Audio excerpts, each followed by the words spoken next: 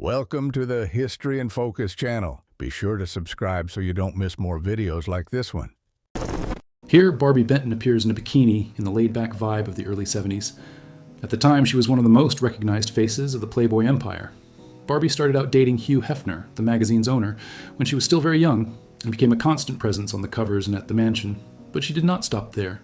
She was also a singer and actress, and won over the entire country as a host of the country comedy show Hee Haw on American TV. For a while, she was the face of the bohemian life that Playboy sold. Claudia Schiffer in a black swimsuit at the edge of a pool. It was more or less like this, nothing out of the ordinary, that her life was turned upside down.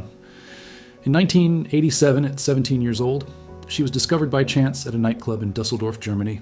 She dropped the plan to become a lawyer and went to Paris. The Guess campaign in 1989 made her a worldwide name, and the resemblance to Brigitte Bardot only helped.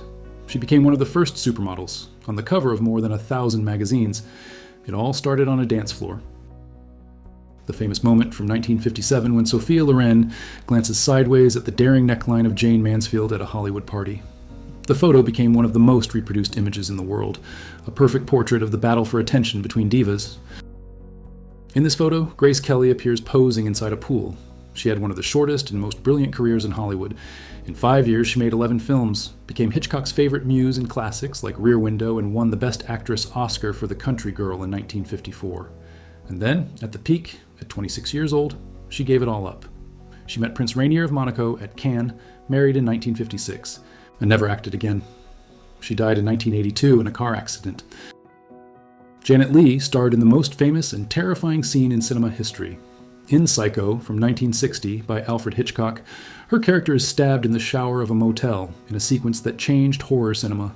The impact was so strong that Janet herself said she was traumatized. She said that after that, she could never take a shower in peace again. Only baths. Beyond that lasting scare, she left another mark. She is the mother of actress Jamie Lee Curtis. Here, Susan George appears in a 1970 photo, young, with that rebellious air of the era's cinema. The following year, she entered one of the most controversial films ever made. In Straw Dogs, from 1971, directed by Sam Peckinpah alongside Dustin Hoffman, she played a character at the center of scenes of violence so brutal that the film was banned in several places for years. The English actress carried that heavy reputation, but kept working, and became one of the defining faces of 70s cinema. Here, Claudia Cardinale appears, leaning against a sports car, smiling in a 60s mood. She was one of the greatest symbols of Italian cinema during a golden era. She worked with the greatest directors. She was directed by Fellini in 8 1/2, shown in The Leopard by Visconti, and became the heroine of Once Upon a Time in the West, the classic Western that traveled the world. Italian of Tunisian origin, Claudia combined beauty and talent in a period when Italy was making some of the finest films on the planet. Here, Jane Mansfield appears dancing at night in a club, the Whiskey A Go-Go in Los Angeles. It was her natural habitat. Wherever there was a spotlight, she was there. Jane built her fame on the basis of calculated scandal. A blonde under contract with Fox in the 50s, she posed for Playboy, staged a swimsuit that ripped at the pool in front of photographers, and lived at the Pink Palace, a pink mansion with a heart-shaped pool, all to be Marilyn's rival. She died in 1967 in a car accident at 34 years old. Rock Hudson and Elizabeth Taylor on the set of Giant from 1956. The two became lifelong friends. Years later, Rock would be the first major star to die of AIDS, and it was because of him that Liz became an activist for the cause. Here, Jane Fonda appears lying on the hood of a car in a sensual 60s pose. At the time, she was the space star of Barbarella, but Jane became much more than that. The daughter of actor Henry Fonda, she won 2 Best Actress Oscars and became one of Hollywood's most controversial voices by protesting the Vietnam War, which earned her the derogatory nickname Hanoi Jane. In the 80s, she still created an empire with fitness videos. Few careers have had so many turns. The French actress Catherine Deneuve built her career by being the opposite of the easy Hollywood blonde, distant and impossible to figure out. In 1967, she shocked audiences with Belle de Jour, playing a housewife who leads a double life. Before that, she had already shown in Repulsion, a psychological horror. She became the face of Chanel No. 5 perfume and a reference of European elegance. Here, Carrie Fisher appears goofing around with some stormtroopers backstage at Star Wars. It was that film that changed her life. In 1977, at 19 years old, she became Princess Leia, and overnight, a face known around the entire world. But the fame came along with a weight she carried her whole life. Years later, Carey spoke openly about bipolar disorder and addiction, wrote about it, and became one of the most honest voices in Hollywood about mental health. Marilyn Monroe and Jane Russell playing around on a staircase while promoting Gentlemen Prefer Blondes from 1953. The two were the film's co-stars, a pairing that produced the biggest salary scandal of the era, with Jane earning far more. Raquel Welch became a worldwide sex symbol from a single image. In the film 1 Million Years BC to Us, from 1966, she appeared in an animal skin bikini, and the poster of that scene spread across the world, selling millions of copies and turning an unknown actress into an instant phenomenon. The problem is that image became a cage. Raquel spent her career fighting to be taken seriously, battling the label of being just a pretty body. She proved her worth, but rode against her own image. Hedy Lamarr was called the most beautiful woman in the world, but her mind was worth even more than her face. In her spare time, away from the sets, the actress was an inventor. During World War II, she helped create a communication technology that hopped between frequencies to avoid interception, designed to guide torpedoes. Patented in 1942, the idea was ignored at the time. Decades later, it became one of the foundations of today's Wi-Fi, Bluetooth, and GPS. The diva was, at heart, an engineering genius. In this photo, Bill Wyman appears alongside Mandy Smith. Their relationship began when she was still an underage teenager and he was nearly 50 years old, which generated enormous backlash both inside and outside the press. Wyman was the bassist of the Rolling Stones, one of the greatest bands in history, and played with the group for more than 30 years, from the start in 1962 until he left in 1993. He was one of the silent pillars behind the band's sound, but that relationship tarnished part of his reputation. Here we see a young Salma Hayek in a black swimsuit. Before Hollywood, she was already a star in Mexico. At 23 years old, she starred in the telenovela Teresa in 1989 and became a sensation on Mexican TV, but she left everything to try her luck in Los Angeles in 1991 and ran headfirst into prejudice. She barely spoke English, was dyslexic, and was told her accent would make audiences think of maids. Elaine Stewart, Hugh O'Brien, and a young Natalie Wood enjoying the beach in Malibu in 1955. It was the kind of photo the studios loved, rising stars, California sunshine, and that image of the perfect life that Hollywood sold to the world. Here, Veronica Lake appears without makeup, hair pulled back, in a portrait taken in Italy. Hard to believe that face carried the most famous hair of the 1940s. The bangs falling over one eye, the peekaboo style, became a craze in the United States. Then the war came. Millions of women went to the weapons factories, and long hair got caught in the machines. In 1943, the government asked her to change the hairstyle. She agreed immediately, and her career plummeted shortly after. Elvis Presley and Sophia Loren posed together at the Paramount Studios in 1958. The meeting of the biggest name in music with the greatest star of Italian cinema became one of the most coveted photos of the era. Two completely different worlds on the same set. Montgomery Clift, Marilyn Monroe, and Clark Gable on the set of The Misfits from 1961. Nobody knew it then, but it would be the last completed film for both Marilyn and Gable. Both would die shortly after, giving the photo a tragic weight. The cast of What's New, Pussycat from 1965, Peter O'Toole, Peter Sellers, Woody Allen, Romy Schneider, Ursula Andress, Capucine, and Paula Prentice. A zany comedy that brought together some of the biggest names of the era on one set. Here, Martha Vickers appears in a pin-up pose, seated in a swimsuit around 1945. That year she played the role that nearly stole an entire classic. In The Big Sleep from 1946, alongside Humphrey Bogart and Lauren Bacall, Martha played Carmen, the disturbed younger sister, and was so striking she overshadowed Bacall herself. The studio, fearing this, cut her scenes in the final edit. She later married Mickey Rooney and never had another role that size. In this photo, Sharon Tate appears alongside her husband, Roman Polanski, and Steve Brandt, one of her closest friends and wedding best man. When the actress was murdered in 1969, it was Steve who came to her defense in the press, pushing back against the rumors about drugs and parties. This photo is from 1934, Carole Lombard at the peak of glamour. She was the queen of Hollywood screwball comedy and one of the highest paid actresses of the era, married to Clark Gable. In January of 1942, returning from an event where she had sold war bonds to help the United States, her plane crashed into a mountain in Nevada. Carole died at 33 years old. She became the first major American star to die connected to the World War II effort. Gable never truly got over the loss. Vivien Leigh and Deborah Kerr together, two of the greatest ladies of British cinema. Vivien had immortalized Scarlett in Gone with the Wind, and Deborah would shine in classics like From Here to Eternity. Two schools of English elegance side by side. Grace Kelly alongside Prince Rainier of Monaco. The Hollywood star gave up cinema at the peak to become a princess in a 1956 wedding that stopped the world and was watched by more than 30 million people on television. Gloria Graham, Humphrey Bogart, and director Nicholas Ray behind the scenes of The Noir in a Lonely Place from 1950. Ray was directing his own wife, Gloria, and Bogart in a dark drama about a violent screenwriter suspected of murder. Pier Angeli alongside Kirk Douglas, one of the era's biggest stars. The Italian Pier was also famous for another reason. She was the great love of James Dean, a romance cut short by the actor's tragic death, which Hollywood never forgot. Jamie Lee Curtis in A Simple Portrait, short hair, young. She was born inside Hollywood, the daughter of Janet Leigh and Tony Curtis, two big names of the era, but she carved her own path. In 1978, at 19 years old, she made her film debut as Laurie in Halloween and became the Scream Queen, the girl who survives the killer in horror films. The success was so huge, she carried that title for years before proving she could do much more than scream. In this photo, a young Brigitte Bardot appears seated next to her dog, Guapa. Years before becoming a phenomenon, she already had that air the whole world would chase.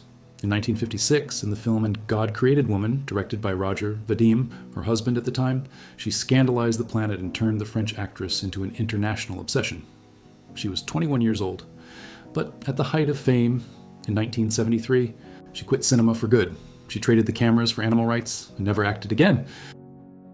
Here, Audrey Hepburn appears washing a car behind the scenes of Sabrina in 1954 in shorts, far from any pose. But no pose could hide what she represented. In 1953, nearly unknown, she played the princess in Roman Holiday and won the Best Actress Oscar in her very first major role. The slenderness, the long neck, the effortless elegance. She became a new standard of beauty. Coming from ballet and a difficult childhood in occupied Holland, Audrey never thought she was beautiful. Cary Grant alongside Betsy Drake, who would become his wife. The two met while making a romantic film together and married in 1949, in the longest of the several marriages of the man considered the most elegant in Hollywood. The master Alfred Hitchcock directs Cary Grant and Ingrid Bergman on the set of Notorious from 1946. The espionage thriller is still considered one of the director's greatest works, featuring one of the most famous kiss scenes in cinema. This photo is from 1946, Marilyn floating in a pool in a red swimsuit still at the beginning, when she was just another model trying her luck. What came next was the biggest box office phenomenon of the 50s, earning a pittance. In Gentlemen Prefer Blondes from 1953, she received $500 a week, while Jane Russell made $200,000 for the same film. She was the one who filled the theaters. She was the one who sang the song everyone knows, and she was still the one who took home the least. Here, Deborah Paget appears in a pin-up photo session done at an airbase in Nevada, posing for the military. In 1956, she became a household name for a very specific reason. She was Elvis Presley's first leading lady in the movies. In the film Love Me Tender, the King of Rock's screen debut, she was his romantic partner. Elvis fell for her for real during filming and even proposed. She turned him down. That same year, she also appeared in the epic The Ten Commandments. Steve McQueen and Faye Dunaway in The Thomas Crown Affair from 1968. The chemistry between the two burned up the screen, especially in the famous chess scene that became synonymous with seduction in cinema, without anyone needing to take off their clothes. This photo is from the 70s, Anne Margaret with legs on display in a daring outdoor pose. She was sold as the red-headed bombshell, the female answer, to Elvis, and not by accident. In 1964, she co-starred with the King of Rock himself in Viva Las Vegas, and their chemistry caught fire on and off screen. Before that, she had already broken out in Bye Bye Birdie. For years, she was treated as just a sensual kitten until she showed, later in life, that she was a real actress and earned Oscar nominations. Bette Davis was the queen of Warner Bros. And won 2 Oscars. But what few remember is what she did during the war. In 1942, with John Garfield, she founded the Hollywood Canteen, a club in Los Angeles where soldiers on their way to the front got in for free, just with their uniform. There, young men who might never come back danced with Hedy Lamarr and received sandwiches from Rita Hayworth. Bette was the president, and 3 million servicemen passed through. Elvis Presley, alongside the German actress Vera Schikawa, during his military service in Germany around 1959. Far from the stage and dressed as a private, the King of Rock had a romance that the European press followed closely. This image evokes Ball of Fire from 1941, with Barbara Stanwyck seated and powerful. But her peak came 3 years later. In 1944, she played the murderous wife in Double Indemnity, an absolute classic of film noir, and that same year the American government identified her as the highest paid woman in the United States, with $400,000 for the year. An orphan raised in poverty in Brooklyn, she became one of the most respected and beloved actresses in Hollywood. Here, Madeline Smith appears in a 70s portrait with the look that defined her career. The English actress became a beloved face of British cinema of that era, especially in the horror films by the Hammer Studio like The Vampire Lovers. But the role that took her worldwide came in 1973. She was the first Bond girl in the film Live and Let Die, Roger Moore's debut as Agent 007. Here, Clint Eastwood surrounded by models at the Hilton Hotel in 1967.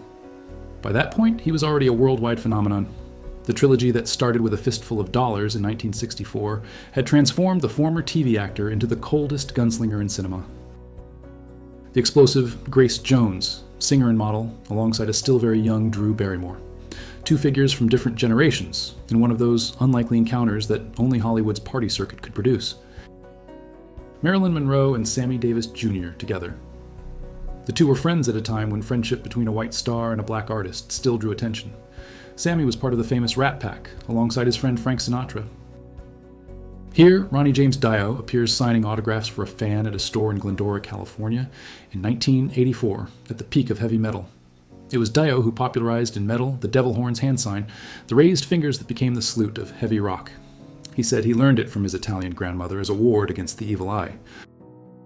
Karen Heske, Margit Sade, and Irene Berinsky pose in swimsuits promoting the German film Paradise for Sailors from 1959. It was the kind of light, sunny image that European cinema used to draw post-war audiences into theaters. In this photo, Jennifer Aniston appears in a shoot for Rolling Stone magazine in the 90s at the height of her fame. And that fame has a name, Friends. In 1994, she became Rachel Green, and her haircut, nicknamed the Rachel, became a craze in hair salons around the entire world. Women walked in asking to look just like her. The series made her one of the best-known and highest-paid actresses on television, in a role that left a mark on everyone. The original trio of Charlie's Angels from 1976, Jaclyn Smith, Kate Jackson, and Farrah Fawcett. The series became a worldwide phenomenon, and Farrah's hair and smile produced a poster that sold millions and defined the fashion of a decade. The original cast of Saturday Night Live in 1975.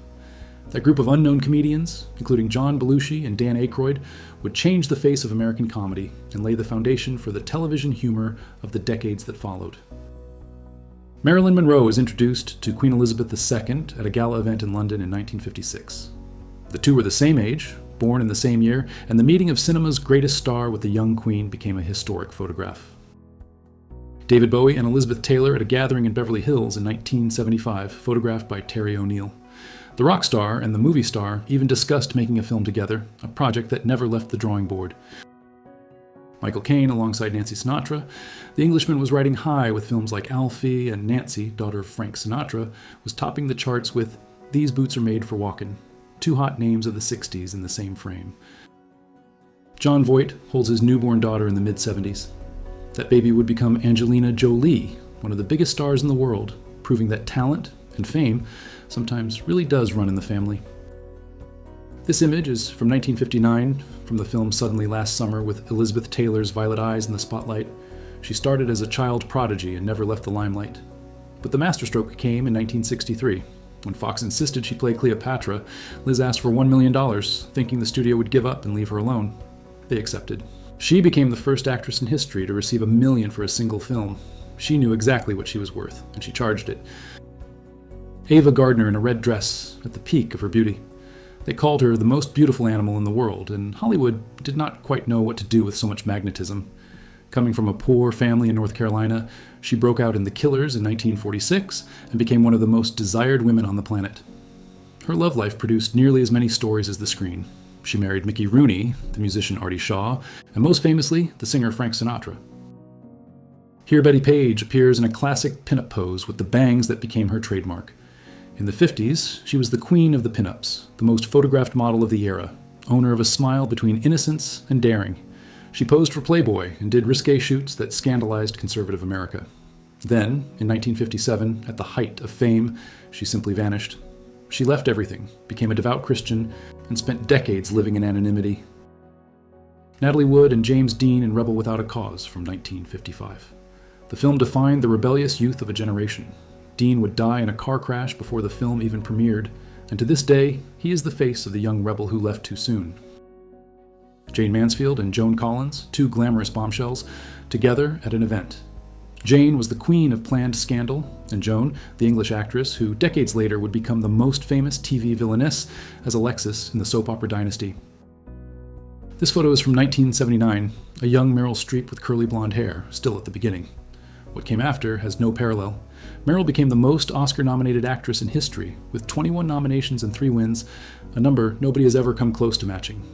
Her secret was always the chameleon quality. Completely different accents and personalities, all with the same frightening ease. Even in that early stage, you could tell there was something out of the ordinary. The cast of The Outsiders from 1983 brings together future giants: Tom Cruise, Patrick Swayze, Matt Dillon, Rob Lowe, Emilio Estevez, Ralph Macchio, and C. Thomas Howell. Directed by Coppola, it gathered on one screen a roster of future stars. Here, Marilyn Monroe and Jane Russell appeared during a break in filming Gentlemen Prefer Blondes in 1953. Behind the scenes, the two became friends, with Jane helping the insecure Marilyn, who was always late and nervous on set. This image is from 1945, Yvonne DiCarlo in a glamorous pose. At the time, she was sold as one of cinema's great exotic beauties, starring in adventures like Salome. But the irony is that the whole world remembers her for a very different role. Nearly 20 years later, in 1964, Yvonne became Lily Munster, the pale and macabre matriarch of the Monster family in The Munsters on TV. Rita Hayworth was the love goddess of the 40s, the star of the classic Gilda. Soldiers in the war carried photos of her everywhere. But the star was, in part, a creation. She was born Margarita Cancino, and the studio changed everything: the name, the hair color, and even the face, with painful sessions to raise the hairline. Behind the glamour was a shy woman.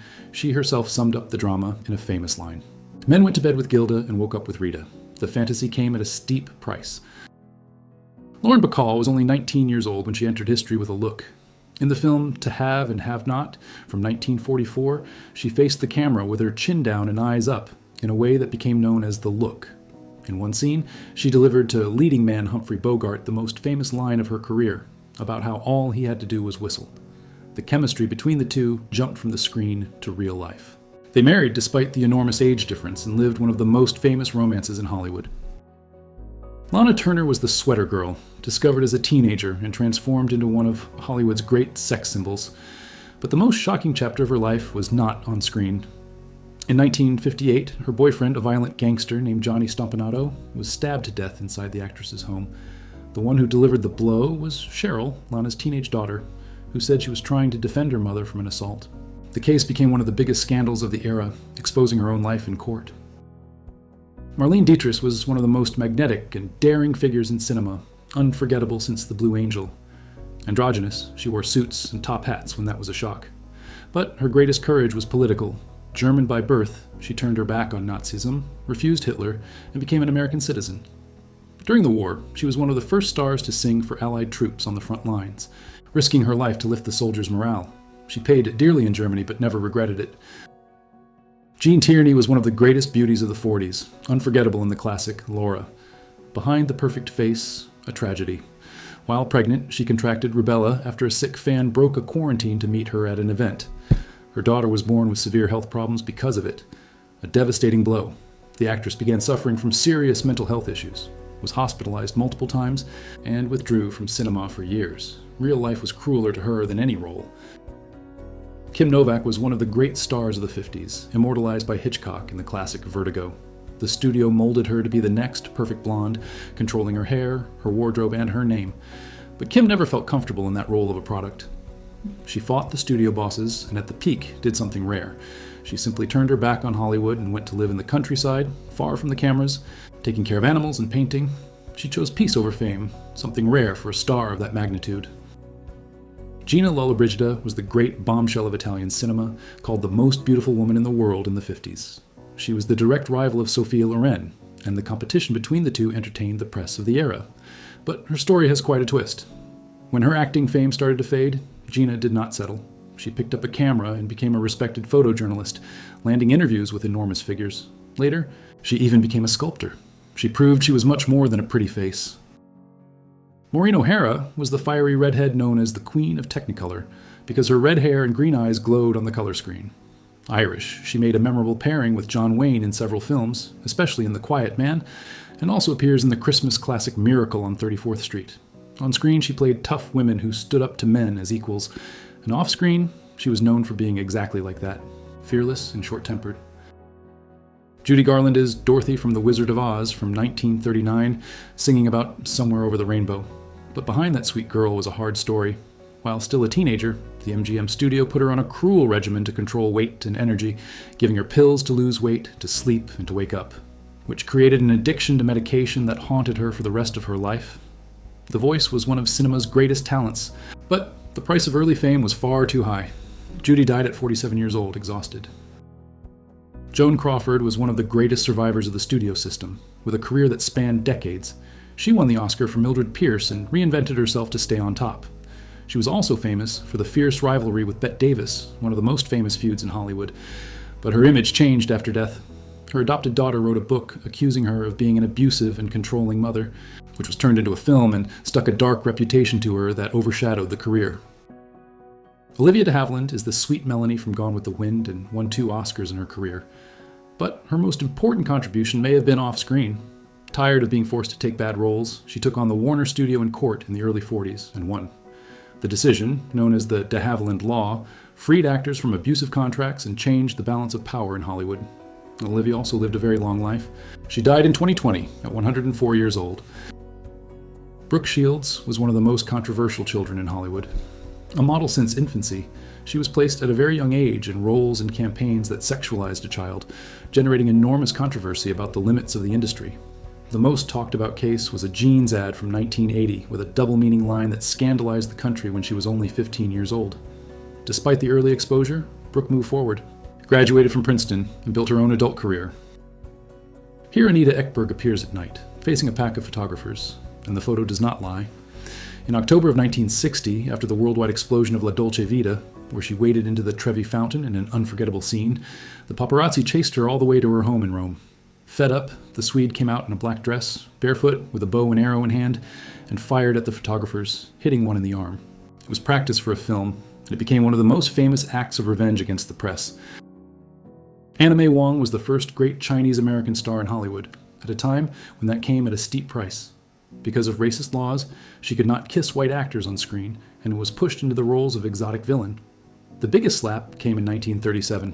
Barred from the lead role in The Good Earth, which was given to a white actress made up to look Asian. Tired, Anna went to Europe in search of dignified roles. Today, she's recognized as a pioneer. Hattie McDaniel alongside Bette Davis. Hattie had made history in 1939 by becoming the first black person to win an Oscar for Gone with the Wind, even in a Hollywood that forced her to sit separately at the very award ceremony. In this photo, John Travolta appears alongside his sisters, Ellen and Anne, in a family mood, soon after he exploded. In 1977, Saturday Night Fever transformed the TV actor into the king of the dance floor, and his image in a white suit pointing up became a worldwide icon. The following year came Grease, and stardom was complete. Travolta embodied, like nobody else, the disco fever and the dream of everyone who wanted to dance like him at the clubs of the late 70s. Marlon Brando changed the way acting worked in cinema. With The Method, he brought a raw, new truth to classics like A Streetcar named Desire and On the Waterfront. But his most remembered gesture came off screen. In 1973, upon winning the Best Actor Oscar for The Godfather, Brando refused the award. In his place, he sent the activist Sachin Littlefeather to the stage to protest the treatment of indigenous peoples by the film industry. It was a scandal, and it became history. James Stewart was the ordinary, decent man that American cinema loved, the lead of It's a Wonderful Life. But there was a side that few people associate with that gentle face. When the United States entered World War II, Stewart, already a famous star, enlisted for real. He piloted bombers on actual missions over Germany, refused special treatment, and rose through the military ranks on his own merit, eventually becoming a general years later. Gregory Peck brought to life one of the most admired characters in cinema history. In 1962, he was the lawyer Atticus Finch in To Kill a Mockingbird, a man who defends a black defendant unjustly accused in a racist town in the American South. The role won the Oscar and became an example of integrity and courage. And it was not just acting. Off-screen, Peck was engaged in civil rights causes at a time when that came at a cost for a Hollywood star. Character and man blurred together. Gary Cooper was the quintessential silent hero, the man of few words who settled everything with a firm look. In 1952, he starred in High Noon, a western in which a sheriff is abandoned by the entire town and must face a gang of killers alone. The role won the Oscar and became one of cinema's most powerful images of courage and solitude. Cooper spent decades embodying that upright, tough American, the man who does the right thing even when nobody stands beside him.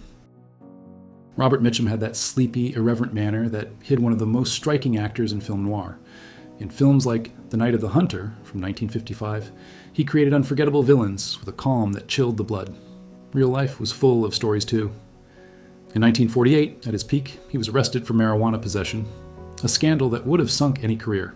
But Mitchum survived, came back bigger, and kept making film after film, always with that face of someone who could not care less. Paul Newman had the most famous blue eyes in Hollywood, and a talent that went far beyond the looks. He's shown in classics like Butch Cassidy and The Sundance Kid and The Sting, alongside his friend Robert Redford. But the most beautiful story about him is off-screen.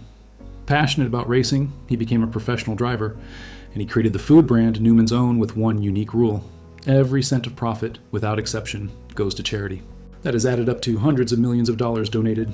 Few stars have used fame like that. Sidney Poitier broke one of the greatest barriers in cinema history. In 1964, he became the first black man to win the Best Actor Oscar for Lilies of the Field at a time of racial segregation in the United States. He did not stop there. In films like In the Heat of the Night and Guess Who's Coming to Dinner, he confronted American racism head-on and refused humiliating roles, demanding dignity. Poitier opened doors that were locked and changed what was possible for black actors in Hollywood. Tony Curtis was the handsome kid from the Bronx who became one of the biggest heartthrobs of the 50s and 60s. The son of poor immigrants, he was born Bernard Schwartz and changed everything to get into Hollywood. He showed he was much more than a pretty face in the comedy Some Like It Hot from 1959, one of the funniest films ever made, in which he and Jack Lemmon dress as women fleeing gangsters. He also took on heavy roles, like in The Defiant Ones, and he left a legacy in cinema through his daughter Jamie Lee Curtis. Sean Connery was the first, and for many people, the best of all the James Bonds. In 1962, the Scotsman took a spy nobody knew in cinema and turned him into the most iconic 007 in history, defining the way of walking and seducing that everyone would try to copy. The success was so enormous, he spent years trying to escape the character, to prove he was much more. He succeeded, and decades later, still won an Oscar for The Untouchables, the Scottish accent that he never abandoned. Jack Nicholson owns one of the most dangerous smiles in cinema and a collection of unforgettable roles. In One Flew Over the Cuckoo's Nest from 1975, he played a rebel committed to an asylum, and in The Shining, he became the face of pure madness with the axe through the door. That look and the raised eyebrow became his trademark.